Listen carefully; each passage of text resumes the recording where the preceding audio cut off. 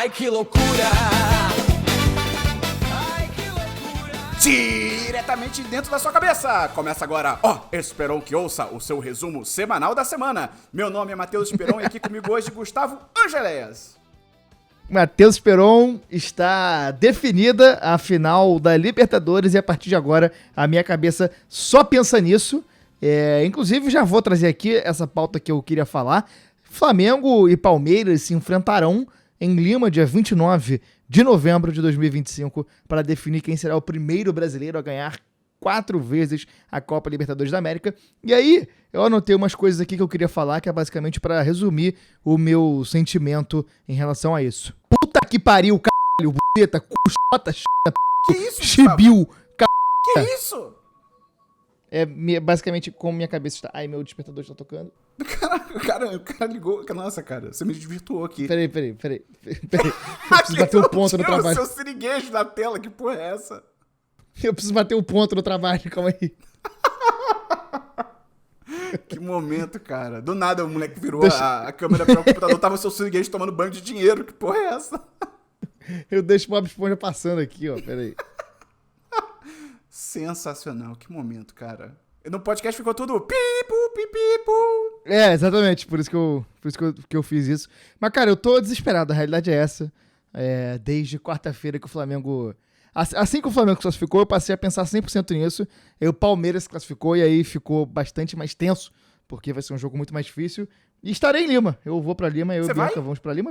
Vou. Eu e Bianca estaremos lá e a Bianca é palmeirense, né? Pra caralho, então... Vamos ver aí o que vai rolar. É palmeirense? É. Que tristeza, cara. Tem que ter algum defeito, né? Pois é. Cara, falando em tristeza, hoje, sexta-feira, 31 de outubro, Halloween, é o último Boa Noite de William Bonner no Jornal Nacional. É verdade. Que doideira, né, cara? Porque é engraçado, tem umas coisas assim com pessoas célebres, né, na nossa cultura, que existem desde que a gente tem consciência, basicamente, sabe? E o William Bonner o Faustão era assim, o Silvio Santos era assim e tal. E o William Bonner é um caso desse, assim, tipo, desde que eu lembro, ele é o cara, assim, eu sei que não é literalmente, né? Eu tenho 33 anos, acho que ele não tá há 33 anos. Mas ele tá, se duvidar, quase 30, né? Então, desde que eu lembro, ele é o âncora do Jornal Nacional, né? Ele dá o boa noite e tal. E a partir de agora, cara, é muito doido pensar isso. Não vai ser mais ele, né? Vai entrar o César Tralli. O Jornal Nacional ele tem que se remodelar, porque o César Tralli ele gosta de entrar desfilando no estúdio. Então, alguma coisa tem que mudar. E é muito doido. O Bonner são 29 anos apresentando. Cara, olha isso. É muito tempo. Desde que eu tinha... É quase a nossa idade toda. Pois desde que eu tinha 4 anos o cara pensava no Jornal Nacional, né? E aí é muito doido isso, pensar que pra próxima geração... a galera não vai nem saber que porras é William Bonner. Vai ser tipo a galera que fala assim, porque quando o Cid Moreira apresentava o Jornal Nacional, a gente fica assim, caraca, que coisa jurássica, muito tempo. E a nova geração, Peruquiço, por exemplo, aqui na live, ele não vai saber quem é William Bonner, ele não faz a menor ideia. Exatamente. Cara, mas é engraçado, né? Eu acho que é um pouco simbólico do quanto o jornalismo é importante e de quanto ele é... simbólico até pra sociedade, assim, tipo, o Jornal Nacional, Sim. Ele é uma marca do Brasil, uma marca do, tipo assim, é um hábito do Brasil, tipo, 8h30 você para assistir o Jornal Nacional, uma coisa que tá no inconsciente coletivo e o cara que apresenta isso, ele faz parte disso, assim, tipo, entre erros e acertos, entre críticas e elogios. Entre razões e emoções, a saída é fazer o quê? Valer a pena. E aí a gente vai... ter críticas e elogios ao Bonner, mas é um cara que é muito importante aí pro jornalismo e é uma marca, né? Ele em si acaba virando uma marca do jornalismo e tudo mais. Gosta ou não, ele é o principal jornalista do principal jornal do país, né? Então, assim, é muito doido isso, né? É muito significativo. Então, um abraço pro William Bonner, que tá aí acompanhando o podcast, tá acompanhando a live, né? Cara, muito bom. O Joe no chat da live, ele tá desesperado, porque ele tá assim, do nada, o William Bonner tá saindo. E o Lucas BT tá tipo, não, cara, ele avisou tem uns meses já que ele ia sair. E o Joe, não tô sabendo. Pois eu achava que ia ser no final do ano, né? Mas aí é outubro agora, um abraço, vai curtir a vida, né? É esquisito, né? O último dia sendo Halloween, que doido, né? Porque no Halloween não importa, na verdade, né? O que importa é você lembrar que na descrição aqui desse episódio tem os númerozinhos mágicos, o time code, pra você pular alguma sessão que você não quer ouvir, você não tem interesse, ou então a gente vai entrar em spoilers sobre algum assunto que você não assistiu ainda, pode pular, não tem problema, a gente não fica chateado, mas Gustavo, vale sempre lembrar. Às vezes, assuntos inesperados levam a gente por caminhos inesquecíveis, então, se você pular um tema, pode ser que você perca algum assunto aqui que vai mudar a sua vida. Pois é, e o que muda a nossa vida também é você dar notinha pra gente na sua plataforma de podcast favorita. Para agora rapidinho, para de verdade, pega o celular, dá uma notinha, dá um joinha, porque isso ajuda pra caramba a gente. Lembrando também que a gente tá gravando um podcast toda sexta-feira, 7 da noite, no canal Esperon que Ouça, podcast ao vivo, então você pode opinar, pode entrar, participar. Tem uma galera aqui no chat com a gente participando desse episódio, tá sendo muito legal. E, rapidinho, só trazendo aí um update sobre as lives. Eu não tô conseguindo fazer as lives porque tá tendo muito evento aqui em São Paulo. E aí eu tava conversando com o Gustavo e a gente, pra conseguir manter ainda essa vibe gostosa aí das lives, a gente tem agora 2 dias fixos, pelo menos, que vai sempre ter. Que é terça e sexta. Sim. Que é terça com o Gustavo solo, pelo menos. Se eu não conseguir participar, vai ser só o Gustavo solo, tocando guitarra. E na sexta-feira, a gravação do podcast aí sempre com nós dois, sempre que 90% das vezes vai ser possível. E aí, se nos outros dias eu conseguir participar, eu aviso, a gente faz e tal. Mas no mínimo, terça e sexta é garantido aí pra você botar no seu calendário mental, beleza? Beleza. Lembrando também, pra finalizar, aqui no Spotify, além de dar o seu likezinho, a sua notinha, você pode deixar comentários no episódio. São comentários que a gente tá sempre lendo, tá sempre respondendo. Então, fazer aqui o nosso momento Faustão semanal do abraço pra quem comentou no último episódio. Pro Luan Figueira, Gabriel Penteado, Coca, André Medeiros, Aninha, Amandita, Juliana Gonçalves, Pedrocas, Eloí Sati, Rafaela Rico e Matheus Patucci, o nosso Hobbit favorito aí, comentando aqui com a gente mais uma vez. Então, se você quiser ter o seu nome lido, comenta aí no episódio, é sempre bom. Daqui a pouco a gente dá uma deixa aí pra você comentar, mas daqui a pouco, tá? Daqui a pouco a gente volta. Se os Hobbits tivessem forte que nem um Patucci, o Senhor dos Anéis era um curta-metragem. Pois é, se a minha avó tivesse 2 asas e uma turbina, não seria um avião. Concordo. Essa semana, Gustavo, nós não temos editoria, a nossa editoria semanal de guerreiras do K-pop. Não surgiu nada essa semana, infelizmente. Mas temos uma editoria. Mas também, alguma hora, tem que parar de surgir, né? Pelo amor de Deus. Pois é. Senão começa a virar uma outra editoria que a gente gosta muito, que é qual? Que é qual? Em tom de ameaça. Temos aqui mais de um tom de ameaça. Eu preciso fazer uma vinheta pra essa aí, que já na rua só se fala disso. O primeiro tom de ameaça é o seguinte: Netflix entra oficialmente na briga para comprar a Warner. A gente comentou semana passada, né, que a Warner se colocou à venda, falou que ela não vai dar, ela vai distribuir. E aí tem algumas empresas, a gente comentou semana passada, algumas empresas que estão interessadas. A Paramount era a primeira. Inclusive, na semana passada, se você não escutou, a gente fez um rankingzinho rápido dos melhores e piores empresas que a gente acha que seriam, né, para comprar a Warner. Ouve lá, se você não ouviu. E aí, de acordo com a Deadline, a Netflix contratou uma empresa de consultoria financeira para viabilizar uma oferta. O que é doido porque o co-CEO da Netflix, o Greg Peters, já tinha descartado uma possível aquisição na semana passada, abre aspas. Você não chega lá simplesmente comprando outra empresa que ainda está desenvolvendo as mesmas capacidades. Ué, diz isso na semana passada e agora quer dar uma oferta pela porra da outra empresa? E agora? E agora? E aí? E aí? Então, é isso. Não sei o que você esperava de mim. É isso que eu esperava. Então é isso. Essa, a gente comentou semana passada, né? Com todo respeito à Netflix, acho que seria a pior opção, né? Das empresas interessadas, porque tudo ia pro streaming. Então, a gente até brincou semana passada, né? Duna 3 vai sair na Netflix, né? Não seria muito legal pra quem gosta muito de cinema e tal. Mas eu acho que a Paramount, assim, agora entre a Paramount e a Netflix, eu confesso que eu torço pra Paramount. Eu sei que ela é meio bagunçada aí nos lançamentos e tal, mas eu torço um pouco pela Paramount, até porque, uma notícia complementar aqui, é que a gente até comentou semana passada, né? Poxa, logo agora que a DC tá acertando, né? Com o James Gunn e tal, e tá super no começo ainda. Poxa, uma aquisição pode trocar tudo, né? Podem tirar o James Gunn, ir por outros caminhos e tal. Se a Paramount... Mas também se fizerem isso aí, pelo amor de Deus, é uma burrice do caralho, né? Ah, mas Hollywood eu não duvido nada, meu amigo. Mas... é impossível duvidar. Se a Paramount realmente comprar a Warner, né? O CEO da empresa disse que a ideia dele é manter as equipes criativas dos estúdios adquiridos, então...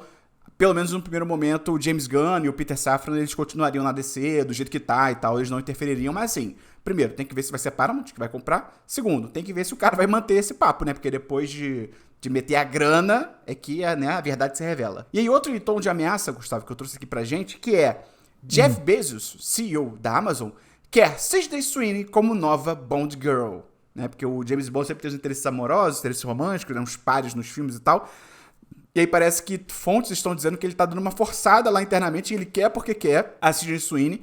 Eu consigo entender alguns motivos pra ele querer, né? Ela tá envolvida nessas campanhas de supremacia virou branca. Musa da direita. Exatamente, virou a musa da direita. Jeff Bezos, bem ou mal, é um bilionário, então acredito que ele deve estar adorando essa questão, né? Então, eu confesso que eu tenho muita preguiça dela. Eu acho que ela é uma boa atriz, em termos de atuar e tal, acho que ela é uma boa atriz. O que me incomoda muito nela é que eu acho que ela não consegue deixar de falar como uma adolescente da escola de 18 anos, de 17 anos de idade. Tipo assim, o jeito dela de falar é meio, whatever, não sei o que. Eu fico assim, cara. Tipo, ela atua bem, ela consegue, passar emoção e tal. Não acho que ela é uma atriz, né? Posicionamentos dela à parte aqui, eu não acho que ela é uma atriz.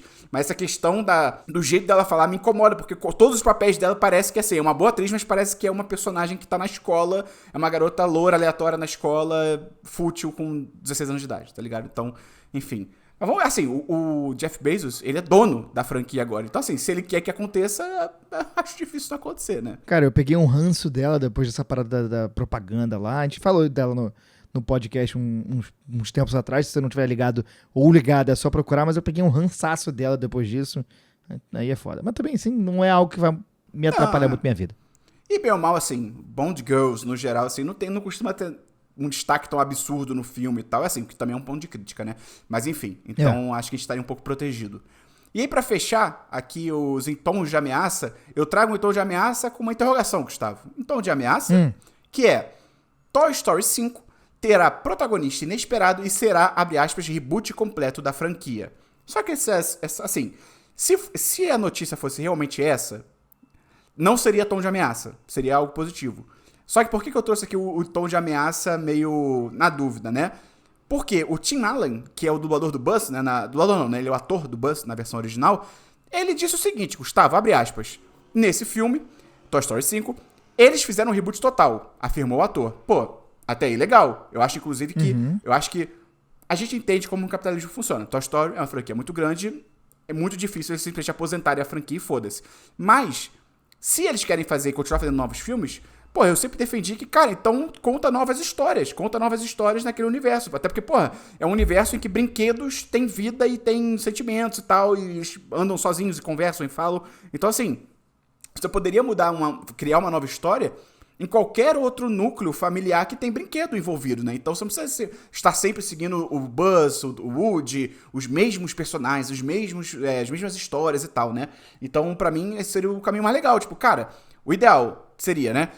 Ter terminado no terceiro filme, que tem um final perfeito, e aí faz o 4, o 5, o que você quiser, mas em outros núcleos, né? Outros personagens e tal. Então até aí eu tava assim, maneiro. Só que aí fica um pouco esquisito, porque ele continua falando aqui. É tudo sobre a Jessie, que é aquela personagem de cowboy, né? O que é muito legal. Ela está em apuros e precisa de ajuda. Estamos todos espalhados, então ela precisa reunir todo mundo. A coisa mais engraçada pra mim é que é um acidente de avião, parecido com o filme Náufrago do Tom Hanks, em uma ilha onde o avião da FedEx ou algo parecido cai com 100 bonecos do Buzz, e todos se perdem, é hilário. Eles tentam encontrar o caminho de volta, são 100 deles, esperam que incluam isso no filme. Eu improvisei essa parte. Aí eu fiquei confuso, porque assim, como é que essa porra é um reboot total, ao mesmo tempo que é sobre a Jessie e 100 bonecos do Buzz, tá ligado? Tipo, o que tá acontecendo? Cara, enfim. Não faz sentido nenhum, então vamos esperar pra ver. O Lucas também comentou, o cara contou a história toda. Pois é, não sei, tá ligado? Tá muito confuso. Não sei se essa parte é só um início, depois troca pra outros personagens. Não entendi porra nenhuma. Mas vamos descobrir em 2026, quando o filme estrear. No que vem já, tá chegando o Toy Story 5. Cara, eu vou trazer uma notícia aqui que eu não vou nem fazer gancho, porque, essa semana foi bastante difícil aqui no Rio. A gente teve essa operação policial aí. Mais de 130 mortos em uma operação no Complexo do Alemão e no Complexo da Penha, a operação mais letal da história do Rio de Janeiro, e que foi considerada um sucesso pelo governador Cláudio Castro. E aí a gente já vê os padrões de sucesso dessa gente. Assim, a gente aqui vai tentando encontrar o equilíbrio entre o entretenimento e falar de notícia séria, assim. Essa eu pensei bastante se eu trazia, se não trazia. Mas é o tipo de coisa que eu acho que fura a pauta, né? A gente acaba sendo obrigado a falar, principalmente por conta da reação das pessoas, assim. Sim.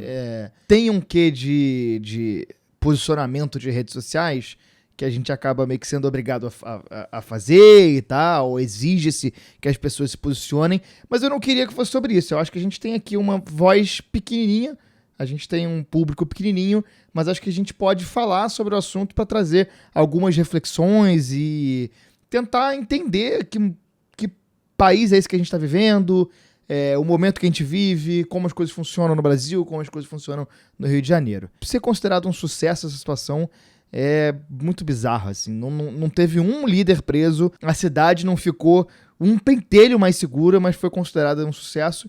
E assim, um dos pontos principais para mim, toda vez que rola uma operação dessa, é que, assim, a gente pode adotar a postura mais cínica do mundo de que bandido tudo bem morrer e que tá tudo certo, que não é minha opinião, tá muito longe de ser minha opinião, mas, mesmo se a gente adotar essa postura, a gente precisa entender que essas operações não funcionam. A polícia faz essas operações há décadas, entra na favela matando todo mundo, atirando sem nem olhar ninguém, e o crime organizado só aumenta. Você está repetindo um remédio que não curou a doença e está esperando um resultado diferente. Tanto o PCC quanto o CV foram grupos criminosos criados após grandes casos de violências em prisões. O PCC no Carandiru e o CV na Ilha Grande. Fora que, além disso, aí voltando para uma opinião mais parecida com a minha, é o Estado aplicando pena de morte de forma ilegal. E, além disso, é queima de arquivo, atrapalha as investigações. Quantos desses mortos poderiam ter informações importantes, inclusive sobre policiais que trabalham em conluio com os traficantes? Além da clara forma amadora que foi conduzida a operação. E aí cabe amadorismo pelo fato de ser um governo que não sabe fazer as coisas e também por não querer fazer direito. Fazer direito, por exemplo, seria usar de informações e inteligência policial para desarticular o financiamento desses grupos criminosos, atacar onde de fato vai prejudicar, matar a gente na favela. Não funciona. Alguém aqui acha que falta gente em situação de desespero no Rio de Janeiro para abastecer a mão de obra do tráfico? Alguém honestamente acha que o Comando Vermelho vai ter problema pra substituir essa galera que morreu? Fazer direito, por exemplo, é você não botar um policial civil, que sequer é um policial militar. Veja bem, a Polícia Civil investiga, mas botaram um policial civil com 40 dias de experiência no cargo pra subir morro. Jogaram o cara pra morrer sem nenhum preparo pra lidar com a situação. É o que você comentou, né? Os caras estão... A famosa guerra às drogas, ela existe há 40 anos e... ela produz os mesmos resultados, que é nenhum resultado, né? É muito doido isso. Então, é muito doido a pessoa achar que você vai combater o crime organizado literalmente trocando tiro em favela, sendo que, cara, todos os especialistas, há décadas, eles apontam que, cara, o único jeito de você combater é você fazer o famoso follow the money, você seguir o dinheiro, você estrangular o financiamento dessas organizações e tal. Por exemplo, a maior apreensão de fuzis no Rio de Janeiro não foi na favela, foi na porra do condomínio do Bolsonaro. Literalmente, no condomínio dele. Acho que foram 117 fuzis, se eu não me engano, eu lembro desse número porque tem... Sim. Nosso grupo tinha uma brincadeira, né? O 117 sempre aparece e tal. Então, assim, foi lá, não foi na favela, tá ligado? E as pessoas... E isso que você falou, assim, o pior é a galera comemorando, assim. Eu tava no Reddit essa semana, né?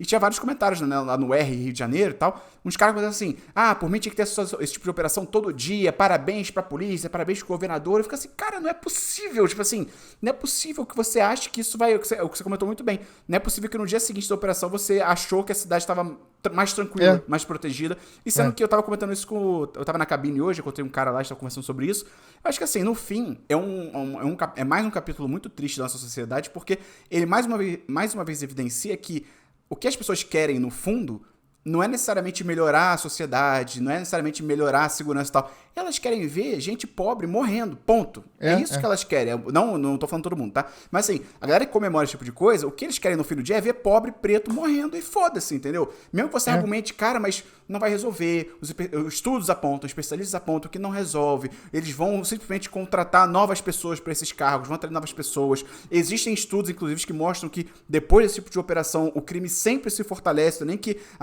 ele fica em baixa por um tempo, mas ele volta. Não, ele se fortalece imediatamente. Então, assim, você pode argumentar o que você quiser pra essa galera, mas a mente deles é tão fechada nessa questão de, não, bandido tem que matar, ponto, que eles não entendem esse tipo de pensamento, sendo que, assim, você não comentou isso, né? Porra, teve um cara que foi decapitado vivo, né? Ele foi decapitado vivo e tal. E assim, brother, ele podia ser o traficante mais pica, mais sinistro lá da comunidade. O pior de todos, o mais sanguinário e tal.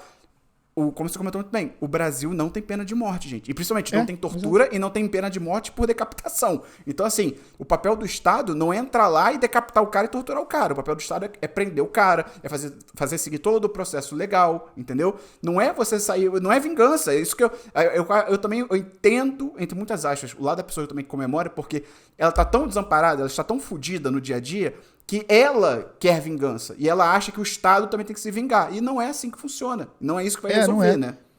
Se uma pessoa normal, ela tem esse sentimento de que... Uma pessoa normal, assim, sem estar no Estado, nem nada. Um cidadão comum acha isso, cara, aí beleza, tá no direito dele. Eu não vou julgar isso, porque nem todo mundo é obrigado a estar 100% atento à forma que a segurança pública funciona e tudo mais, assim, tipo, eu entendo completamente esse sentimento, né? Eu discordo, assim, eu acho que é foda, mas assim, a população que sofre com a violência, é muito difícil julgar essa pessoa quando ela acha que isso vai funcionar, porque é o que o senso comum dita, assim, o senso comum há muitos anos fala que é isso que funciona. Só que por que o senso comum faz isso? Porque os governos continuam fazendo. E isso tem ganho eleitoral. Essa operação foi claramente feita para ter ganho eleitoral pro Cláudio Castro. Funcionou, acho que não funcionou tanto quanto eles queriam, mas, pô, ele cresceu de seguidor e tal, a gente vê a opinião pública, assim. E essas coisas que a gente tem falado é meio que para rebater as pessoas que se deliciam com a morte de gente pobre. Porque, no fundo, é uma galera que não se importa se é bandido ou não. Toda operação como essa vai morrer gente inocente. Sempre tem vítimas que não tinham nada a ver com essa história. Dessa vez teve um cachorro baleado. Um cachorro. O cachorro não morreu, mas teve que ser operado e tal, e podia ter morrido.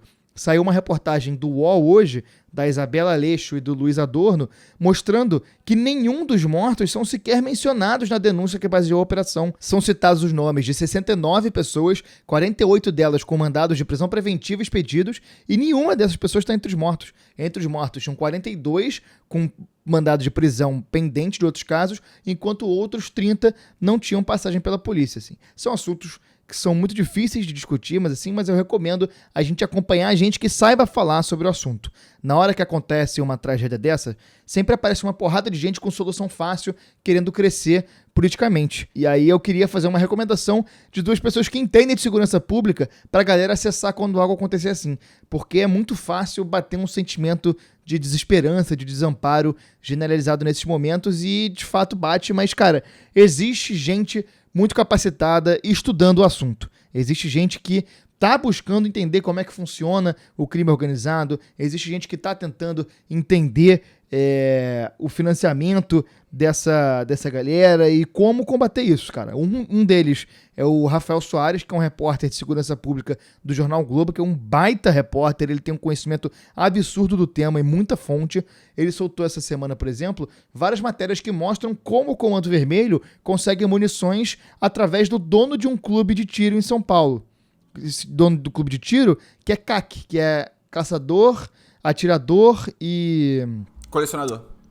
Colecionador, que é, por exemplo, a galera que foi abarcada pelo decreto do Bolsonaro. Durante o governo do Bolsonaro, essa galera conseguiu comprar muito mais arma e essas armas estão caindo na mão do tráfico, como todo mundo na época falou. E a galera que diz que cuida de segurança pública falou, não, bababá, tem que atirar, liberdade, assim que se combate. O Rafael também soltou recentemente várias e várias matérias sobre essa operação no Rio, que eu recomendo muito, inclusive uma que ele publicou em abril, que conta de mensagens interceptadas que mostram comandantes da UPP, do Alemão, elogiando a gestão dos chefes do tráfico. Então, assim, como a polícia e o tráfico volta e meia trabalham juntos. A segunda especialista que eu queria indicar é a Jaqueline Muniz, que é professora da UF, e eu vou deixar linkado no post um texto que ela publicou na revista Fórum, intitulado O Desastre de uma Mega Operação no Alemão e na Penha de um Governo que Terceiriza Seu Comando.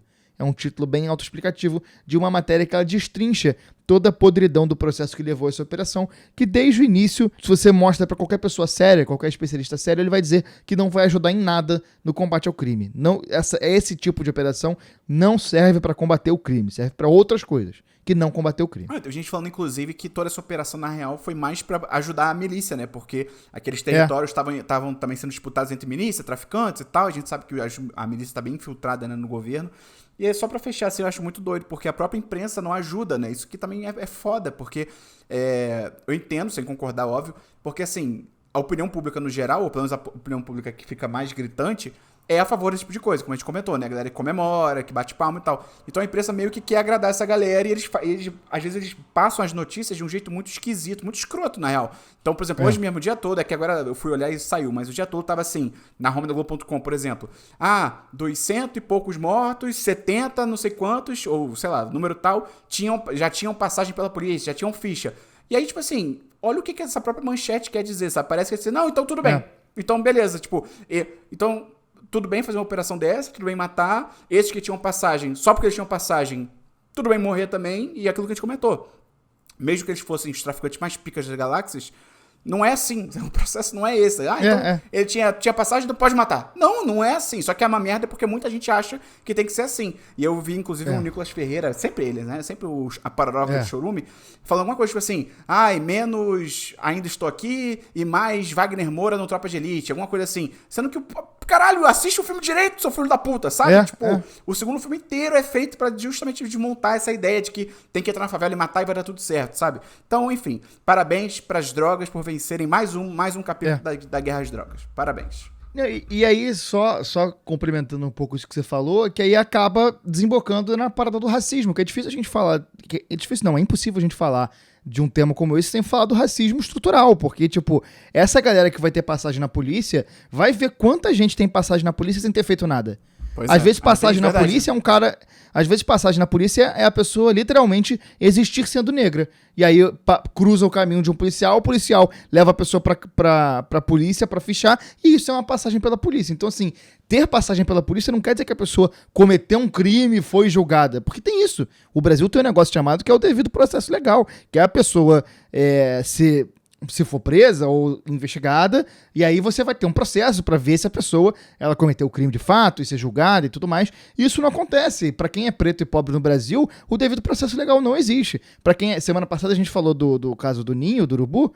Eu tô tentando não rir porque o cabo da mostarda tá aqui na câmera, tá batendo na câmera. Pega ela e mostra aí, ela merece. Vem cá, mostarda. Ela odeia colo, mas aqui, ó.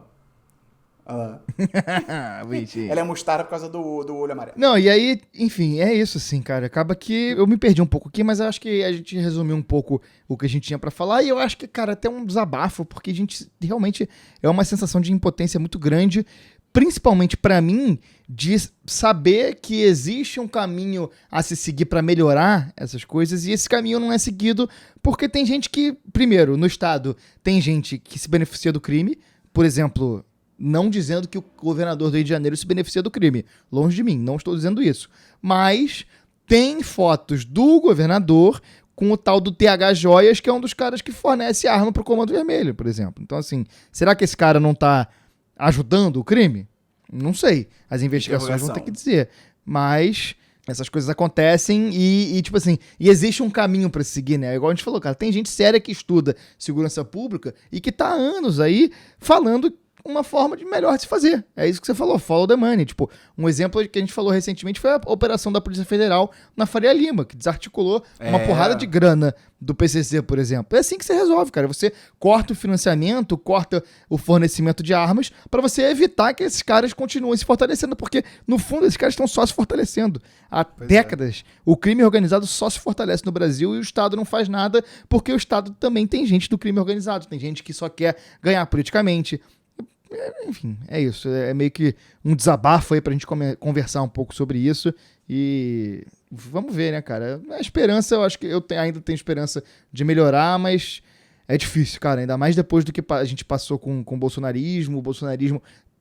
O bolsonarismo é o crime infiltrado no Estado. Então, assim, a gente vai demorar muito tempo pra conseguir se livrar dos efeitos que isso gerou na sociedade brasileira, mas eu acho que a gente só pode contar que as pessoas de bem, de fato, as pessoas que querem fazer o bem, não pessoas de bem, que elas consigam ganhar.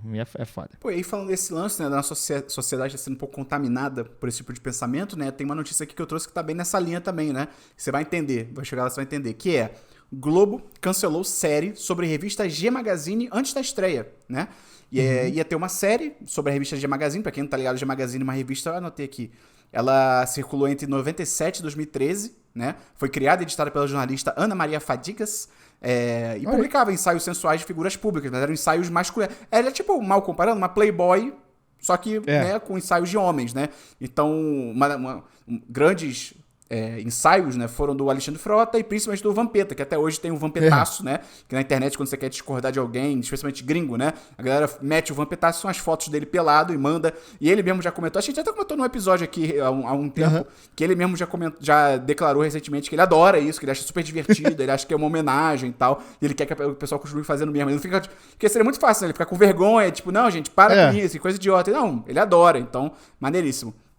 Volta e meia é a grande arma nuclear brasileira, né? Que é o vampetaço da internet. Total. E aí, o principal executivo do Globoplay, o Manuel Belmar, disse que, abre aspas, a história não chegou onde a gente queria. Contudo, fontes do site Notícias da TV indicam que o motivo teria sido uma autocensura interna para evitar desgastes com o público conservador. Porque parece que a Globo... Parece não, isso é fato. A Globo encomendou uma pesquisa chamada Brasil no Espelho, realizada pela Quest. É Quest que se lê? Porque tem... É Q-U-A-E-S-T. Não é Quest, é Quest. Mas enfim. Eu falo Quest. E o levantamento, obviamente, mostrou, né, o que a gente já sabia, mas que é um país majoritariamente religioso, com apego à família e visão política mais de centro ou centro-direita. Então, o que tudo indica, a Globo ficou com o pé frio ali. Teve um cagaço, tipo, a gente vai lançar uma série sobre a G Magazine, a galera vai reclamar porque, é coisa de gay, coisa de viado, ou então lacração. E aí, a série ia ter entrevistas, né, com o Frota, com o Vampeta. Inclusive, a produção estava quase concluída. A série já ia estrear, já ia ser lançada, e a Globo, pelo jeito, engavetou e jogou no lixo, porque meio que cedendo a essa pressão dessa ala mais conservadora da sociedade, mais homofóbica, né, e tal, o que é bizarro, né, tipo, tá começando, você vê que esse tipo de coisa tá começando a influenciar na produção artística, no pensamento artístico mesmo de, a Globo bem ou mal é a maior produtora do Brasil, né, a maior emissora, a maior produtora, a maior filmmaker e tal, então é uma merda essa situação, né, é horrível. É uma merda, cara, mas assim, realmente se envolve um pouco com o papo que a gente tava tendo antes, né, que tipo assim, a opinião pública, ela quer lucrar. Eu acho que é isso, capitalismo, né? A parada é lucro, assim, tipo, ou seja, lucro político, no caso anterior que a gente falou, que gera um lucro financeiro, ou nesse caso aí o lucro financeiro diretamente, assim. Você não quer desagradar uma parcela da população, e aí você evita uma boa história.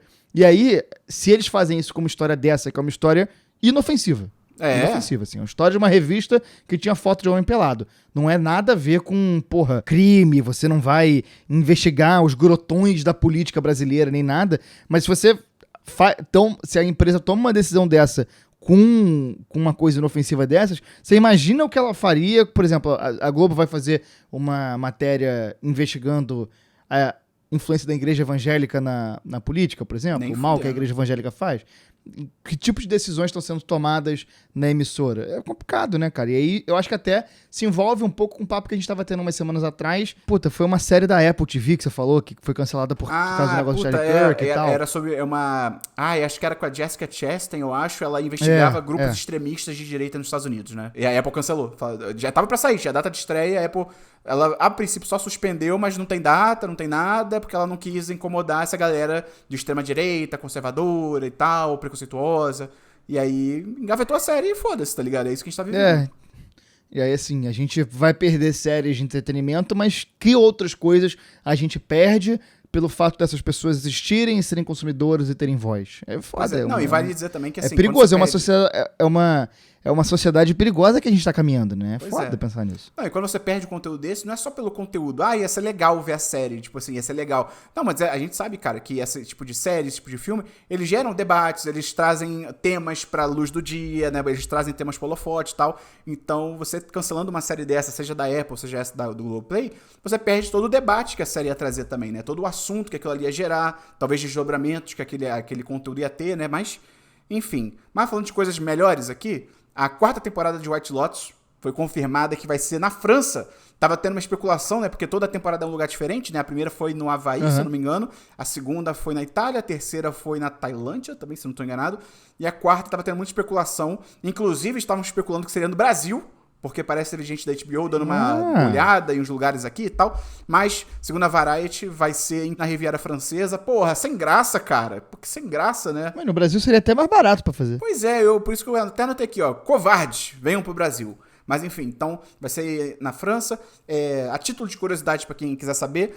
Vai ser a primeira vez que não vai ter mais parceria com a linha dos hotéis Four Seasons, né? Que todos os White Lotus, né? É óbvio, é uma marca fictícia, mas a série era toda rodada e muito provavelmente, né? A galera se hospedava lá, a produção e tal, em hotéis do Four Seasons, né? Que são hotéis famosíssimos, caríssimos e tal. Então eles estão procurando agora outros parceiros na França. Essa 4ª temporada estreia em 2027. Eu só torço que ela seja melhor do que a terceira, porque a terceira foi muito caída.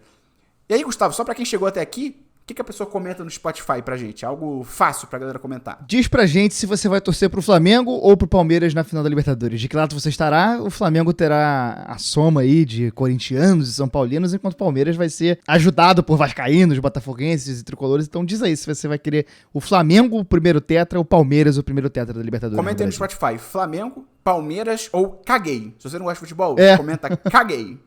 Só isso, beleza? Tem uma notícia aí? Cara, tem. Eu queria, já que a gente falou aqui de Flamengo e Palmeiras de volta, acabou me dando o gancho que eu queria pra gente falar das tretas na NBA, né?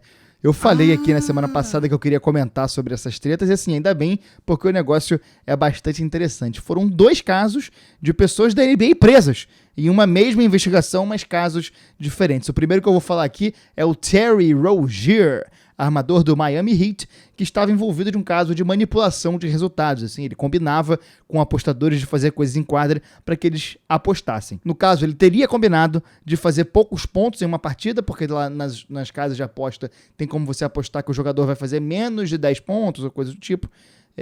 E aí ele teria simulado uma lesão numa partida para fazer menos pontos.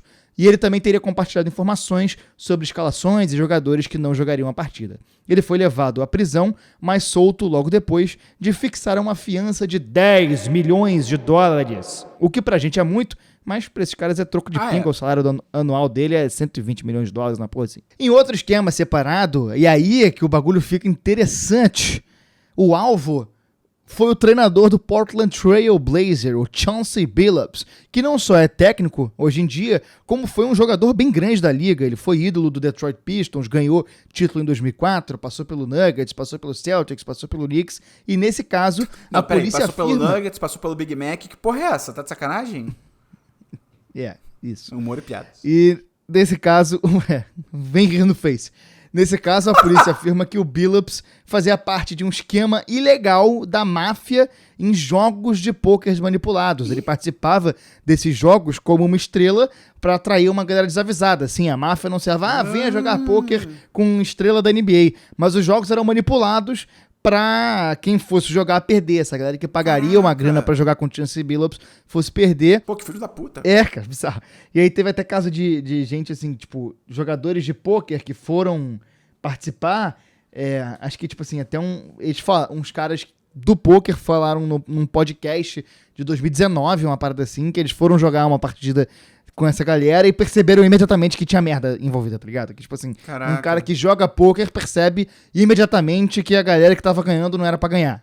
Então, assim, o Billups também foi preso, solto depois de pagar a fiança, os dois tiveram que entregar passaporte, e o negócio tá animado, assim. Foi por causa dessa parada do Billups que a gente teve o nosso primeiro técnico brasileiro a comandar um time da NBA, o Thiago Splitter, que assumiu interinamente o Portland. E aí, curiosidade aqui, o Trail Blazers foi o primeiro time a draftar um brasileiro lá na década de 70, que as ligas americanas, para quem não sabe, elas contratam jogadores através do draft, que é uma seleção de jogadores que se inscrevem, assim, os caras, tipo, pra meio que equilibrar a parada. Então, você posiciona os times no draft de acordo com a classificação do ano anterior. Então, o time que se classificou pior no ano anterior vai ter a primeira escolha. Isso é muito legal. E no futebol americano é assim também, né? O time que se classificou, que ficou pior, por exemplo, hoje em dia, o 30º time na NBA, no draft do ano que vem, ele vai selecionar primeiro e o melhor seleciona por último. É maneiro porque aí o time mais fraco, em tese, vai poder pegar o melhor jogador, né? E é assim por diante, né? Exatamente. E aí o Trail Blazers foi o primeiro a draftar um brasileiro na década de 70, mas ele acabou não jogando. E na década de 90 foi o primeiro a ter um brasileiro que de fato atuou. Então, assim, o Brasil estreou na NBA no Portland. E agora é o primeiro time a ter um técnico brasileiro. Então, se alguém quiser escolher um time pra torcer, pode usar esse subterfúgio aí. Portland Trail Blazers. É bonito o uniforme? Deixa eu ver aqui. É vermelho e preto. É maneiro Cara, porque... foda. É maneiro porque... Na década de 90, eu acho, tinha um time deles que teve uma galera envolvida com crime também, e aí apelidaram o time de Portland Jail Blazers, tá ligado? E agora tá voltando a isso. Aí, mesmo a reputação do Flamengo do passado, olha aí. Se encaixa. Pô, maneiro, tô vendo aqui o uniforme, maneirinho. É o meu time agora, Portland Blazers. Trail Blazers. Merda, né? Esse nome que é meio... Esse nome melhor. Os pioneiros de Portland. Portland, Mengão, pronto. E é de uma cidade maneira, assim, uma cidade progressista e tal, não é dos rincões dos Estados Unidos que todo mundo é filho da puta. Todo mundo é filho da puta porque são americanos, mas de qualquer forma são americanos menos piores que os outros. Vamos fazer então rapidinho o nosso giro de trailers aqui da semana. Teve o trailer da 5ª e última temporada de Stranger Things. E aí, Gustavo, eu posso, vendo esse trailer, eu confirmei que essa série não me desperta mais nada além de apatia. Assim, nada. Eu vi o trailer uma vez e, cara, foi suficiente. Zero emoção, assim. Eu vi, parecia que eu tava o meme do Chico Buarque, tá ligado? Você viu tudo ou não? Vi, eu já tô, meu irmão, tá no inferno, abraço capeta, né? E aí, tu vai ver aqui na temporada? Vou fazer o quê, né? Vou assistir. Mas tomara que seja boa, né? Porque a 4ª foi, bem mais ou menos e tal. Mas... não vai ser boa, cara. Não vai ser boa. Vamos ver, né? E aí o volume 1, são 4 episódios, saindo no dia 26 de novembro. Volume 2, 3 episódios, chegam no Natal, dia 25 de dezembro. Caraca. E o volume 3, o último episódio da série, estreia no dia 31 de dezembro. Cada volume será lançado às 22 horas de Brasília. Eu tô muito curioso, cara, com essa estratégia de lançar literalmente no Natal e no Ano Novo, porque eu acho meio insano isso. Eu entendo que tem muita gente que passa sozinha, muita gente que passa vendo filme, vendo série, beleza. Mas também tem muita gente que passa viajando, passa com a família e tal. Então, assim, por exemplo, o último episódio vai sair às 10 horas do dia 31. Tipo assim, 2 horas antes de você, né, bater palma lá pro Ano Novo e aí, feliz Ano Novo, tira a calcinha. Então, assim, vai ser muito... Eu acho, assim, eu tô muito curioso pra saber. Eu acho uma insanidade, eu como ignorante, acho uma insanidade esse cronograma. Mas, vamos ver, tô muito curioso pra saber os números depois, como é que vai ficar. Você assistiria, Gustavo, Stranger Things às 22 horas do último dia do ano? Cara, eu não assistiria Stranger Things. No Natal eu até entendo... em qualquer horário, em qualquer dia. Mas assim, no Natal eu até entendo porque todo mundo tá em casa. Mas assim, Ano Novo a galera sai, né? Aí ninguém vai assistir mesmo. No Natal acho que até pode funcionar, mas no Ano Novo não. E toda vez que a gente fala de Stranger Things, eu vou agradecer ao Gustavo do passado, que viu a primeira temporada e falou, cara, estou satisfeito, não quero mais. Se tiver uma segunda temporada, eu não vou assistir. E eu não assisti e foi uma das melhores decisões da minha vida. Cara, eu sei que muita gente é fã de Stranger Things, mas eu digo pra você não tá perdendo muita coisa, não. Assim, acho que a primeira temporada foi muito legal. Eu acho que da segunda até a 4ª tem momentos interessantes e tal, mas é uma série que claramente, assim... Aquela clássico tipo de série que fez sucesso, a galera não pensou muita coisa e tipo, caraca, vamos expandindo. Aí, óbvio que hoje eles falam que não, a gente sabe o final da série desde 1973, e tipo, meu amigo... Vai cagar, vai catar coquinha na esquina pra ver, cara, enfim. E assim, eu gostei muito da primeira temporada. Eu assisti numa sentada só, assim, tipo, realmente você vai engolindo a parada ali porque é muito boa. Só que, tipo, eles colocam depois de que tudo termina um negocinho pra, tipo, talvez pode ter uma segunda aqui. Olha lá. E aí, tipo assim, claramente passou tudo a ser motivado por grana, como tudo é, né? Mas assim, artisticamente fica muito fraco. E as crianças tudo com 40 anos de idade já, é muito engraçado isso, cara. Feião, mano. Parece o Kiko velho, tá ligado? Com o cara. O ator do Kiko com roupa do Kiko. Pô, caralho, feião, mano. Pô, dá um salto temporal, bota que a galera já tá na faculdade, assim, sei lá, né? Pô, fica esquisitaço, né? Mas enfim... Você que gosta, que tá ouvindo, isso não é um ataque a você, toda a força pra você, felicidade, tomara que seja ótimo. De forma alguma. Até porque eu assisti também, então eu não vou torcer pra ser ruim, tá maluco? Então tomara que seja bom. E tomara que você curta, se você assistir, tomara que seja bom e tomara que você se divirta, mas, tipo assim, também a gente pode criticar. O que eu tô botando fé aí sim, de que vai ser interessante, é porque saiu o trailer de uma série chamada Até o Último Samurai, que é da Netflix. E achei muito doido, cara, que a sinopse são 200... A série é antiga, né? Se passa na época dos samurais, que eu não sei quando é, 1800? Não sei. E aí, na sinopse, 292 samurais... do século XIX, eu tinha anotado aqui. São atraídos pela promessa de um grande prêmio, só que aí quando eles chegam lá, né? Só tinha maconha, né? E os maconheiros estavam doidão, querendo o feijão deles, que vergonha. Né? Sábado de sol, tudo sábado de sol e tal. E aí, na verdade, quando eles chegam lá, é tudo meio que um truque, porque eles acabaram de entrar num jogo criado ali pelo o imperador, o Shogun, sei lá que porra é essa, que é basicamente jogos vorazes dos samurais, né? Os 292 samurais têm que se matar, porque só um vai ganhar um prêmio lá, muito dinheiro pra época e tal. E eu achei interessante, a premissa é interessante, né? Jogos vorazes de samurais é legal, mas pelo trailer, cara, tipo, a fotografia, a direção, tá bem interessante, as cenas de luta também estão bem frenéticas, assim, bem maneiro. Então, tô muito curioso, cara. É uma daquelas séries da Netflix que meio que aparece do nada, sabe? Surge meio do nada, assim. Pode ser que seja um sucesso. Então, vamos ver. Estreia dia 13 de novembro, tá chegando já. O nome é Até o Último Samurai. Vamos ver se vai ser interessante mesmo. O que, cara, eu acho difícil de ser realmente interessante é que o último trailer aqui que eu trago saiu o trailer do Pânico 7, né? O 7º filme da franquia Pânico, começou com o Wes Craven e tal. Eu maratonei todos os filmes há 2 anos, se eu não me engano. Muito legais, assim, no geral, acho que é uma franquia muito foda, cara, muito divertida, assim. Especialmente acho que os 4 primeiros são muito legais. O 5 e o 6 já dão uma caidinha, mas ainda é legal também. Na sinopse, pelo que eu entendi assim do trailer, eu meio que dei uma cagada pra esse trailer, eu vou explicar porquê, mas vai voltar finalmente a Neve Campbell, né, que ela fez a Sydney, a protagonista dos 3 primeiros filmes, ou 4, agora não lembro, mas enfim, a protagonista dos primeiros filmes e tal, ela vai voltar, e agora tem o novo Ghostface, né, tem o novo assassino e tal, e aí, só que agora tem a filha dela na jogada, ela tem que proteger a filha do novo assassino e tal, volta a Courtney Cox, né, a Mônica do Friends também volta, tem alguns retornos e tal. Eu vi muita gente criticando, né, falando que essa trama é basicamente a trama do reboot do Halloween, que também é a protagonista do filme clássico, agora com uma filha, protegendo a filha, mas o que está sendo muito comentado com razão é a questão da Melissa Barreira, né, que eu não lembro se você lembra dessa história, que a Melissa Barreira, ela foi a protagonista do 6º filme, que foi muito bem, ela mandou muito bem, a galera gostou muito dela, os fãs abraçaram muito ela, era ela e a Jenna Ortega, inclusive, né? Inclusive o Pânico tinha conseguido pegar a Jenna Ortega, tipo, no começo, assim, da explosão dela, né, em Hollywood, então foi uma ótima contratação, assim, é quase que um scout do Flamengo. Só que, o que acontece? Tá tendo uma situação, que eu não sei se o pessoal tá ligado, que se chama genocídio, né, na Palestina e tal, já há um tempo, né? São quantos anos, Gustavo? São 2 ou 3 anos? Agora eu não lembro. 2 anos. São 2 anos, né? E logo... Quer dizer... Vai ter gente que vai falar que é desde 1948, mas... Sim. Essa fase atual é desde 2023. Pois é. E aí, a Melissa Barreira, no começo do genocídio, na época em que ainda não era tão legal falar mal, né? A opinião pública ainda estava resistindo muito, né, a criticar e tal, não sabemos alguns motivos. Ela foi e se posicionou publicamente. Falou, gente, o que está acontecendo é um genocídio, uma putaria desenfreada, puta merda e tal.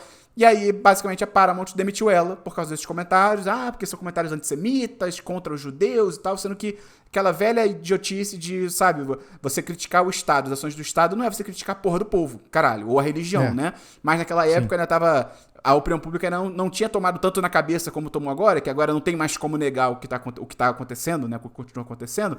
Então, naquela época... Só demitiram ela e foda-se, a Jenna Ortega se demitiu da franquia em solidariedade a ela, e aí eles anunciaram logo depois disso, e eles anunciaram, assim, dizem também, com todo respeito a Jenna Ortega, também dizem que é porque justamente como meio que puxaram ela muito no começo da carreira e ela estourou, ela tava com o contrato um pouco desatualizado, ela não quis renovar, e aí meio que dizem que ela meio que, não quer dizer que ela seja uma pessoa ruim, mas ela meio que usou... Mas ela aproveitou também a situação, né? Exatamente, ela uniu o útil ao agradável e pum, pulou fora. Não tava afim de fazer, e aí rolou isso, pois tava lá opa, e tal. Vou pular fora. Enfim, mas pulou fora, né? E aí, rapidamente, a Paramount anunciou que o 7º filme ia trazer de volta a Neve Campbell, porque é interessante porque a Neve Campbell, ela não participa, se eu não me engano, desde o 4 ou do 5. Tinha uns filmes que ela não participava e queriam trazer ela de volta, só que ela não aceitava. Então, eles devem ter metido um caminhão de prêmios do Faustão, assim, na porta da casa dela, porque agora que não tinha mais a Melissa Barreira, não tinha a Jenna Ortega, tipo assim, cara, a gente tem que trazer ela de volta, foda-se. E aí ela voltou.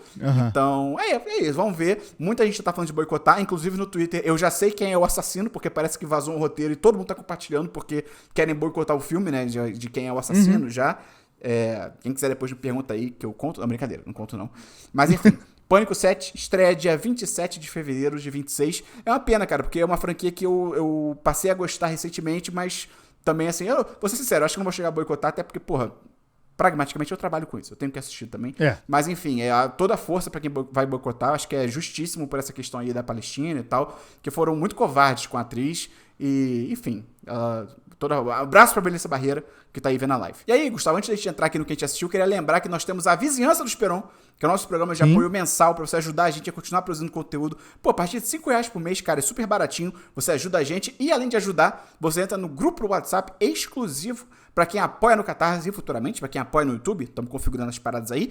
Então você pode conversar diretamente comigo, com o Gustavo, com o Igor, com a Gabi, com toda a nossa comunidade maravilhosa, ver as pautas das lives, dar sugestão pra pauta, pra vídeo. Vai ser super legal ter você lá. Se você quiser entrar, é só você entrar em catarse.me/Esperon, tem link aí na descrição. E é isso, Gustavo, vamos aí pro que a gente assistiu. O que você assistiu essa semana? Cara, eu assisti 11 Homens e um Segredo. Ah, que maneiro! Cara, então, eu não lembro se eu assisti o original, sabia? Eu cheguei a essa conclusão. Tipo, o primeiro. Tem um antes? Tem É, que Acho o que 11 não, Homens né? do Segredo ele é um remake de um filme que tinha o Frank Sinatra, o Sammy Davis Ah, Jr. não, tá. e tal. Não. Eu não sabia. Eu peguei pra ver o primeiro, né? Que é de 2000 ou 2001. E eu achava que eu tinha assistido, mas talvez eu tenha assistido só os da sequência. Que meu pai, na época, me levava muito pro cinema, então eu vi muita coisa com ele, mas eu vi muita coisa que eu não lembro se eu assisti. Então, eu acho que eu não assisti, mas de qualquer forma, assisti como se fosse a primeira vez. Não o filme, mas assisti esse filme tal qual como se estivesse assistindo pela primeira vez. E, pô, cara, é muito legal. Muito legalzinho o filme. É maneiro, né? É uma vibe ele meio legal. que te mostra. É uma vibe legal, os atores são bons. Assistir hoje em dia é legal porque é uma galera meio que num começo de carreira. O Brad Pitt já tava consolidado, mas ainda assim, o Matt Damon super novo. Não era tão o famoso. George Clooney. O George Clooney, pô, não tava bem, mas assim, ainda no auge, talvez, ali dele, super George gostoso. Clooney Prime. Exatamente. O filme meio que te diz pra onde ele tá indo, mas ele ainda assim consegue te surpreender. Isso eu achei bem legal. Agora, o que eu acho muito engraçado é perceber como é que mudou tudo, né? Porque, por exemplo, é um filme que toda vez que se fala dele, o pessoal vai falar, é um filme super rápido, as coisas acontecem e você não dá tempo de respirar. E eu achei o filme num ritmo super tranquilo, sacou? Porque hoje em dia a gente tá acostumado com filmes bem mais rápidos, sem corte, e esse filme na época não tinha é essa bem loucura, assim. né? Mas pô, bem maneirinho o filme, bem legal, a edição é muito boa, o roteiro é legal, ele consegue te surpreender, eu gostei bastante. Deixa eu ver aqui, que nota que eu dei. Pô, enquanto você vê a sua nota, vê o 12 e o 13, cara, é maneirinho também, não são tão bons, Tá. mas ainda são bem legais, cara. E o das meninas é bom também, o 8 Mulheres do Segredo. O das meninas eu vi. É maneiro, cara, óbvio, não é talvez tão bom quanto o primeiro, mas é mó legal, cara, a galera também, pô, pelo amor de Deus. Eu dei 4 de 5. 4 de 5, tá eu ótimo, gostei tá bastante bom. do filme. Tá bom. Cara, eu assisti, na verdade eu estou assistindo uma série, né, que tá saindo semanalmente na HBO, que é It. Bem-vindos a Derry. Momento trivia, né, essa série do It foi a terceira maior estreia da história da HBO, total de 5,7 milhões de espectadores em todas as plataformas, medidos ao longo de 3 dias. Ficou atrás só de The Last of Us e Casa do Dragão. E o curioso, que eu peguei aqui na internet, é que apenas 334 mil desses 5,7 milhões acompanharam pela TV. Ou seja, 94% da audiência veio de reprises no canal ou no streaming na HBO Max, que deve ter sido grosso na real, né? Então, mostra como que a TV a cabo, né, principalmente nos Estados Unidos, assim, meio que tá respirando por aparelhos. Mas enfim. E, cara, saíram 2 episódios, né? Na data da gravação aqui do podcast, na sexta-feira, tá saindo o segundo, né? Eu vi o segundo na quinta, que teve um evento da HBO, super legal, inclusive, foi maneirinho. O evento da HBO, passaram um episódio no cinema e tal. Pô, no cinema é muito mais impactante, é muito maneiro. Mas os episódios estão saindo todo domingo, mas por causa do Halloween, eles botaram na HBO Max na sexta, né? No dia 31. Então, cara, muito maneiro, assim, a história, ele é um prequel, né, se passa antes dos filmes e antes do livro, né, por consequência, né, também do Stephen King. Não é um tom crítico, mas assim, é um mais do mesmo do que a gente viu no filme, né, é o Pennywise, a porra da entidade lá do It, aterrorizando a criançada, só que, qual que é o lance? No lore, né, no universo do Stephen King, do It, né, principalmente, o It, né, a força lá maligna, ele acorda a cada 27 anos pra aterrorizar as crianças, a população e meio que sugar a energia, sugar o medo ali e tal. Então, os filmes se passam numa data X e a série se passa 27 anos antes, meio que uma geração anterior que foi aterrorizada pelo Pennywise e tal. Cara, tô achando muito legal, assim, eu acho que é a mesma vibe dos filmes, pra quem gosta, principalmente do primeiro filme, né, a galera normalmente não gosta tanto do segundo, né, com razão. O primeiro é muito bom, é excelente o primeiro, inclusive eu vi no cinema, me caguei todo. E aí, pra quem gosta muito do primeiro filme, cara, é uma vibe super parecida com o do primeiro filme, bem maneiro, assim, de verdade. A história, assim, também é um pouco parecida, né? Um grupo de crianças está começando a ser aterrorizado e elas vão tentar entender o que está acontecendo. O que é interessante é que eu acho que a série está fazendo uma coisa muito legal, que é expandir um pouco desse universo do It e, por consequência, do universo do Stephen King. Porque, não sei se você está ligado nisso, os livros do Stephen King, não é que oficialmente eles se passam no mesmo universo, mas meio que é o mesmo universo. Sabe assim, não é uma coisa meio Marvel, Vingadores e tal, mas é um pouco aceito que muitas das histórias estão na mesma parada, assim, sabe? Na mesma época, no mesmo universo, mesmas cidades até, inclusive. E é muito legal porque a série, ela tá indo numa vibe tem o núcleo das crianças, mas tem também o núcleo dos militares, porque tem um cara, na real tem acho que 2 caras dos militares que eles têm, aí olha as conexões, que maneiro. Eles têm o Shine, que é o lance eu não lembro como é que é a tradução em português, é o brilho, vou chamar como brilho, que é o brilho do Iluminado, tá ligado? O filme Iluminado, que é do Stephen King. do Kubrick, na real, né? O Iluminado, que tem o cara que bate com o machado na porta e tal. Naquele filme, naquela história, né? Vamos dizer, porque é a história tanto do filme quanto do livro. O grande lance é que tem pessoas que têm esse lance do Shine, né? Por isso que o nome do filme em inglês é The Shine, né? O Iluminado e tal. Que são pessoas que... Esse negócio do Shine, eu confesso que eu nunca entendi muito bem o que é, mas pelo pouco que eu peguei, é uma parada meio sobrenatural que você consegue ver coisas. Ou você vê mortos, ou você consegue prever o futuro, coisas assim e tal. E aí é muito maneiro, porque tem 2 personagens na série do It que eles têm esse shine, eles têm esse bagulho. Um deles, eu acho que na real, ele não sabe ainda que ele tem, mas ele meio que vai descobrir, porque ele voltou de uma missão muito perigosa, que não era pra ele ter sobrevivido, e já estão especulando que ele só sobreviveu por causa desse brilho que ele tem. Mas um do outro personagem, que ele tem o brilho, e no segundo episódio ele já, eu tenho o brilho, né? Minto, acho que ele fala no preview do próximo. Enfim, ele é o mesmo personagem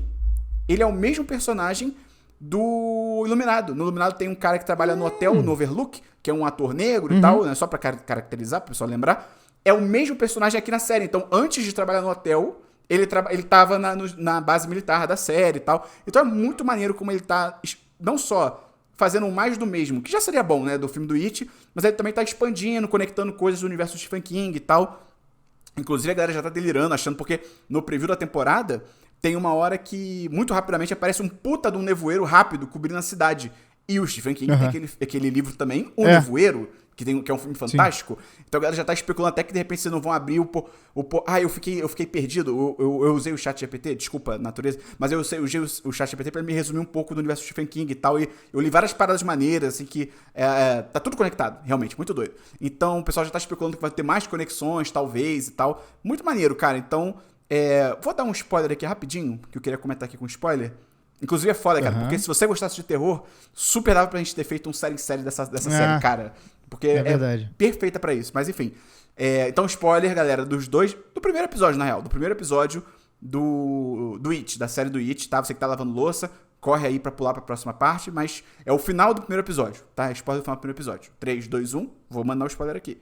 Cara, é muito doido, porque começa com o núcleo de umas crianças específicas, né? Que estão lá sendo aterrorizadas e tal. E aí, no final do episódio, todas as crianças são mortas pelo It. Tipo, todas são mortas. E, tipo assim, não é mortas, tipo... ele pegou e levou pra um canto escuro. Maluco, tem criança que ele parte ao meio, tem criança que ele morde a mão. Caraca! E, assim, bizarro. E é muito foda, cara. É muito foda porque, assim... esses personagens estavam muito legais. Assim, acho que eram 5 crianças, 2 sobreviveram, mas 3 morreram.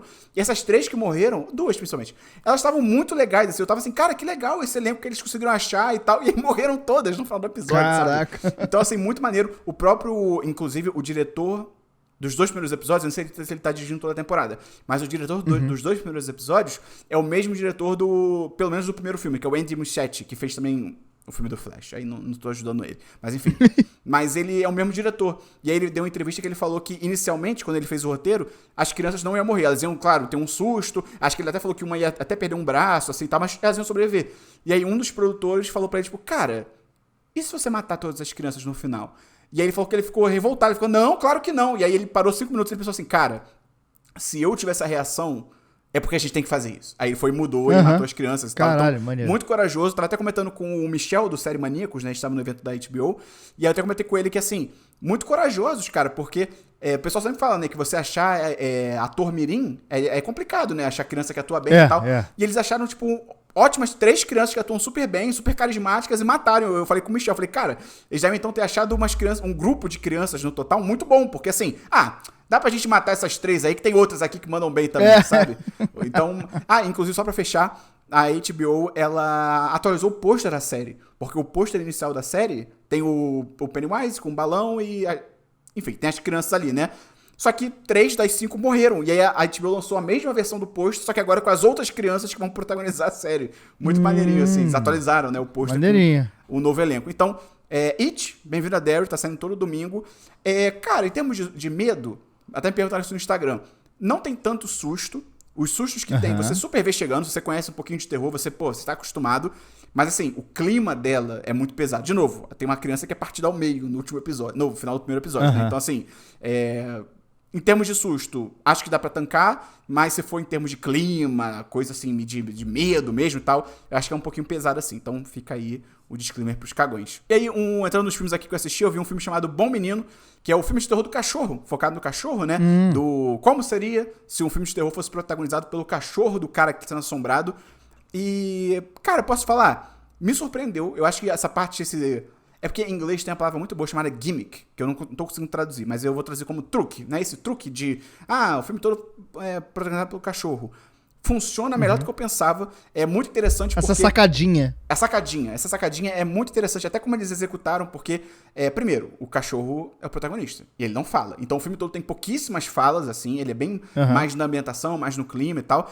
E todo o enquadramento, o trabalho de câmera e tal, no geral, ele é na altura da visão do cachorro, sabe? Então é muito legal isso como funciona. É bem a maneiro fotografia mesmo. é muito maneira, a direção também me surpreendeu, assim. E a montagem também, eles seguram bastante as cenas, assim. Então, tá mostrando um canto escuro, fica um tempo mostrando pra você ficar com aquele cagaço de que vai aparecer alguma coisa e tal. Não tem... Acho que tem uns 3 sustos só, mas é bem pouco. Então, acho que é legal que é um daqueles filmes de terror que ele tenta construir mais o medo pela ambientação, pelo clima, do que ficar jogando coisa na tua cara com volume alto e tal.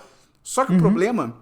é que assim como acontece em muitos desses filmes de sacadinha, de truque, né, de gimmick, tipo, filme de ação toda primeira pessoa. Tipo assim, a galera às vezes foca tanto na sacadinha que esquece que seria bom ter uma história também, né? Assim, é bom ter uma história. Então, esse bom menino, assim, cara, tu tem que torcer muito pra sair uma gotinha de história. Então, muito pouco acontece, muito pouco é desenvolvido, muito pouco é explicado sobre o que tá acontecendo na casa e tal. Então, pô, eu dou um 3 de 5, acho que assim, vale ver pela sacada do lance do cachorro, mas eu até comentei isso no vídeo que eu fiz sobre o filme, assim, parece que ele existe mais pra provar o ponto de que, ó, dá pra fazer um filme focado no cachorro do que pra fazer um filme legal, com uma história bacana, que vai usar essa ideia, sacou? Então, mas tá nos cinemas, tá passando nos cinemas aqui no Brasil. Eu recomendo se você quiser ver um filme diferente de terror, com essa sacada diferente, mas assim, não vai esperando uma história maneira, assim, ou uma história, ponto, na real, porque não tem quase nada. Aí um outro filme que eu vi aqui foi na Mostra São Paulo, foi O Filho de Mil Homens, que é um novo filme da Netflix, dirigido pelo Daniel Rezende, que é um montador do Tropa de Elite, diretor do Bingo e da Turma da Mônica, Laços, estrelado pelo Rodrigo Santoro, é um filme que adapta o livro homônimo, do Walter Hugo Mãe, e na sinopse é muito doido, assim, cara, porque basicamente é um filme, o Rodrigo Santoro, ele faz um pescador, que ele chega até os seus 40 anos, e ele tá muito triste, tá muito amargurado na vida, porque ele nunca teve filhos. Então ele fica sozinho o tempo todo e tal. E aí um dia ele parte pra... É bem bonitinho isso, ele parte pra... Ele espalha uns cartazes, assim, uns papeizinhos, uns panfletos na cidade, que é pai sem filho procura filho sem pai. Muito bonitinho. E aí ele quer achar um filho pra ele e tal. E aí o filme vai se desenrolando a partir dessa busca dele. Ele encontra um menino. Tá no trailer disso, tá, gente? Ele encontra um menino e tal. E a partir do encontro desse menino, ele vai se conectando com outras pessoas. Era um cara super solitário. E ele vai se conectando com outras pessoas e meio que formando uma família bem diferente, mas uma família própria, uma família dele, uma família bonita e tal. Então eu achei muito legal, assim, cara, porque é bem um conto de fadas, sabe? Assim, eu acho que como as fábulas são no geral, eu acho que é menos sobre você entender necessariamente. Então ele tem uns momentinhos mais lúdicos, assim, e tal, que eu acho que você não pode entrar... É meio que, muito mal comparando, talvez alguém lembre da época que eu recomendei aquele filme do Cavaleiro Verde, que é um filme do Dev Patel, que vem um Cavaleiro Verde que fala, qualquer golpe que você desferir em mim, eu posso desferir em você de volta daqui a tanto tempo, e aí o idiota corta a cabeça do cavaleiro, mas o cavaleiro volta e, tipo, levanta a cabeça e fala, beleza, daqui a pouco eu volto pra te dar o golpe de volta. Então, assim, eu acho que é a mesma vibe de... Você não pode ir querendo assim, não, eu quero entender tudo o que acontece, tudo tem que fazer sentido, tudo tem que estar explicado, porque eu acho que é isso, ele é um filme que ele parece mais uma poesia do que um roteiro em alguns momentos, sabe? Não que você vai ficar, nossa, super perdido, mas também você não pode ir com aquela cabeça de que, não, mas por que tá acontecendo isso? Não, mas por que de onde vem? Não sei o quê. Eu acho que é mais pra você sentir e menos pra você entender, necessariamente, sabe? Então, eu acho que a história é muito bonita sobre a importância da família e principalmente de quem veio antes da gente, aí é legal porque eu acho que essa mensagem de quem veio antes é tanto no sentido de valorizar quem levou a vida até você e quem levou você até a vida, mas também no sentido também de você entender que você não precisa ser definido pelos seus antepassados, sabe? O caminho que a sua família quer que você siga não precisa ser o caminho que você realmente tem que seguir e tal. É aquela questão, né? De a família é a família que a gente constrói, não é a família que a sociedade quer que a gente tenha e tal. Então, eu dou um 3.5 de 5. Eu só não dou uma nota mais alta porque eu achei que ia ser mais emocionante. Eu tava, super preparado pra ir chorar pra caralho e tal. E fiquei tranquilão, assim. Achei que ia ser um pouco mais emocionante. Mas é bonitinho o filme. Muita gente gosta muito do livro. Eu descobri que muita gente é muito fã do livro, né? Então, Filho de Mil Homens tá em alguns cinemas selecionados, aquele lance da Netflix, né, tipo do Frankenstein, mas estreia na Netflix dia 19 de novembro, pra quem quiser assistir. E aí, partindo aqui pros finalmente, eu vi um filme, teve um evento de Halloween da Hulu, aqui em São Paulo, né, da Hulu, da Disney, né, que eles fizeram uma dinâmica que eram 3 filmes passando em 3 salas de cinema diferentes, e aí você chegava lá e pegava meio que na sorte qual era o filme, e aí eu acabei vendo um filme que eu, cara, nem conhecia, não fazia ideia, que é Prenda a Respiração, que é estrelado pela Sarah Paulson, uma grande atriz, especialmente a galera do American Horror Story conhece muito ela. E na sinopse, cara, se passa tipo em 1900 e pouquinho, assim, um lugar maldito, e parece que é uma parada meio real, que existia acho que é Oklahoma, alguma coisa assim, que a galera morando no meio do nada, que tinha, tipo, muita tempestade de areia, tempestade de poeira, a poeira tomava tudo, a galera tinha asma, crise respiratória, era um inferno, e aí ela começa a suspeitar que existe uma presença escondida nas tempestades de areia, uma presença de um tal de o Homem Cinza, que pode entrar pelas portas, pelo basculante e tal, não sei o quê. E aí, será que tem isso? Será que não tem? Será que ela tá delirando? Será que ela não tá? Uma vibe meio Os Outros, talvez, assim. E eu vou falar rapidinho, eu achei um 3 de 5, eu achei que ia ser bem pior. Assim, quando eu vi, eu falei, putz, me fudi. Eu entrei na sessão errada. Mas até que... Quais eram as outras, você sabe? Então, as outras duas eram Ninguém Vai Te Salvar, que, pô, com todo respeito, eu queria muito ter visto esse no cinema, porque eu nunca vi esse filme. É aquele filme de alienígena que tá no Disney Plus, que ele não tem fala nenhuma, porque a menina, se eu não me engano, ela é surda-muda. E aí não tem fala nenhuma, mas é ela tentando lidar com uma invasão alienígena. Então, porra, quando eu vi que tinha essa opção, eu confesso que eu até pedi pra mulher, assim, eu falei, pô, tem como entrar aqui nessa sala aqui, não? Aí ela falou assim, não, eu falei, tudo bem. Então, era esse filme, e o outro era do William Dafoe, que é desse ano, esse é desse ano, que é O Homem do Meu Porão, alguma coisa assim, que o William Dafoe, ele vai até a casa de um cara e ele fala, ó, quero alugar o teu porão, toma aqui o dinheiro, acho que ele até paga, tipo, o dobro do preço, tá, mas nunca entre no porão e não me pergunte o que eu faço lá embaixo. E aí, tipo, suspense. Eu também tava muito afim de ver, então, enfim. Então, esse Prenda a Respiração, cara, eu achei que ia ser pior, ele tem umas cenas... Pode soltar a respiração. Ele tem umas cenas maneiras, assim, umas cenas tipo de névoa, de tempestade de areia e tal. E só um detalhe que a família claramente mora em lugar nenhum. Eles são vizinhos do Coragem, porque é a mesma vibe, moleque. É um descampado desértico, poeira, casinha antiga. Assim, eu fiquei, cara, vai aparecer a porra de um cachorro roxo correndo no fundo daqui a pouco, né? Mas não apareceu. Então, Prenda a Respiração, eu acho que ele tá no Disney Plus, pra quem vai ficar curioso. Não prende ainda, Gustavo. E aí, pra gente fechar aqui, classifique o nosso podcast no seu aplicativo. Se não classificou naquela hora, para rapidinho, pega seu celular, classifica aí pra gente, porque isso ajuda pra caramba. Lembra de entrar na nossa vizinhança. Não acabou o podcast, tá? Tem mais filmes ainda. Não? Lembra de entrar na vizinhança, catarse.me/Esperon. Tem um grupo do WhatsApp pra você conversar com a gente, vai ser super legal, beleza? Inclusive hoje tem festinha de Halloween no Discord da galera. Estarei lá marcando presença, vai ser legal demais. E aí, é isso. Eu vou dar uma parecida também. Show, dá uma força pra gente, tem link aí na descrição, beleza? catarse.me/Esperon. E aí, Gustavo, o que acontece? Eu tenho aqui 3 filmes pra falar ainda, mas eu não posso falar deles. Eu não posso falar de 2 dos 3. Tá. Por quê? Tá bom. Literalmente hoje na data da gravação, eu fui na cabine do filme Sombras no Deserto, que é aquele filme do Nicolas Cage, pai de Jesus, que eu tava super animado pra ver. E sabe o que eu achei? Não posso falar, porque está embargado até dia 13 de novembro, que é a data de estreia do filme, então esse eu não posso falar literalmente nada. Então, quando é que eu posso trazer aqui? Semana que vem? Deixa eu ver aqui o calendário. Não? Nossa! Eu só vou poder trazer no dia 14, no podcast, sem ser o próximo podcast, o outro. Então, é isso. Nossa. Aguardem. Depois eu falo pro Gustavo em off que eu achei. Não, brincadeira. Eu quero muito saber. Não posso, porque é ilegal. Mas eu falo, Gustavo. Mentira, não falo não. Tá bom. Ou será que eu falo? Tá, não vou falar. E também essa semana ele é ético. Eu fui em outra cabine. Que é outro filme que eu tava muito animado pra ver. E esse eu tava com expectativa muito alta. Que é o Predador, Terra Selvagem, o novo filme do Predador. E eu também não posso falar nada, porque tem embargo até dia 4. Então, na semana que vem, no próximo podcast, eu trago. Mas o cara lá da agência que organizou, ele falou que eu podia falar literalmente algumas palavras. Então, eu vou colocar aqui que eu adorei. Show de bola. Pronto, acabaram minhas palavras. É isso. Então, semana que vem eu trago mais detalhes. E aí sim, eu posso falar do último filme que eu assisti, que é Casa de Dinamite. Que é o filme... sobre o Roberto, né? Cara, seria talvez o filme mais interessante, porque é o filme sensação do momento na Netflix. Ele é dirigido pela Catherine Bigelow, que é a diretora de Guerra ao Terror, de A Hora Mais Escura, a ex-mulher, inclusive, do James Cameron, né, do diretor Avatar. Estrelado por Idris Elba, Rebecca Ferguson, Jared Harris, Anthony Ramos, Greta Lee, Brian T. Brian T, ninguém sabe quem é, mas sabe quem ele é? Ele é o DK do Desafio em Tóquio. Ele é o vilão do Desafio em Tóquio. Um abraço pra ele que tá vendo aí a nossa live. E, cara, na sinopse é muito doido, né? Porque achei muito interessante a sinopse. Do nada, o governo dos Estados Unidos, especialmente ali a parte de segurança, defesa, militar e tal, detectam que alguém em algum lugar do mundo disparou uma ogiva nuclear, um míssil nuclear contra os Estados Unidos.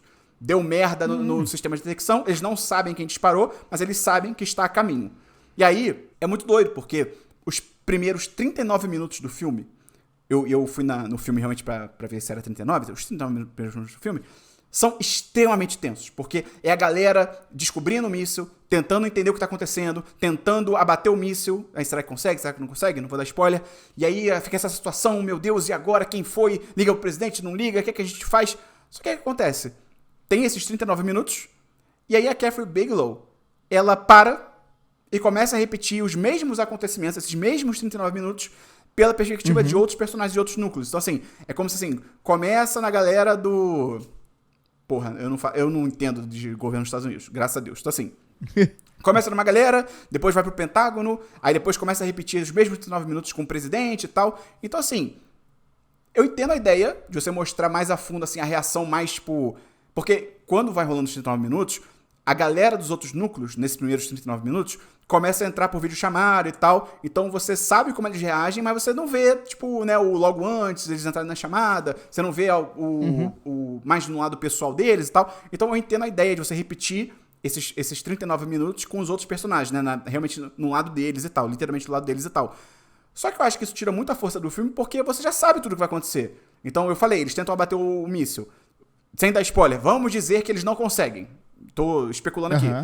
Você já sabe que eles não conseguem. Então, quando vai, por exemplo, o Idris Elba, que é o presidente, vendo o momento que eles vão abater o míssil, você já sabe o que vai acontecer. Então, meio que perde atenção, sabe? Não, acho que fica muito chato por causa disso. Então, eu até anotei aqui. Daí viram 73 minutos de novos personagens reagindo a acontecimentos que a gente já viu, sem quase nenhuma novidade, né? Então, e o filme também é foda porque o filme ele acaba do nada.